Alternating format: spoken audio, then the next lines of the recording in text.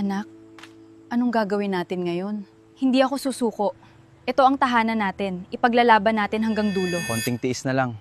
Hindi ko kayo pababayaan. Pangako. Hindi sapat ang records. May hindi pa tayo nakikita. Bantayan mo si Marco. Opo, sir. Ako na ang bahala. Parehong ruta. Parehong oras.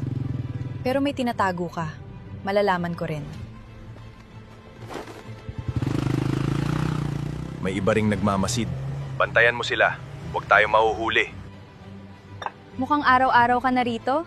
Masarap kasi ang pagkain at maganda ang serbisyo. Bola. Hindi lang trabaho. May dahilan kung bakit lagi siyang nandito. Kailangan kong malaman. Maraming salamat, iho. Wala po yun. Mag-ingat po kayo. Sir, normal lang ang buhay niya. Wala pa akong nakikitang kakaiba. Ipagpatuloy mo. Hindi pa tayo tapos. Kung may tinatago ka man, hindi ka masamang tao. Pero sino ka talaga? Malapit na ang deadline. May pag-asa pa ba? Hanggat nandito tayo, may pag-asa pa. Panahon na. Hindi ka na pwedeng magtago. Hindi pa.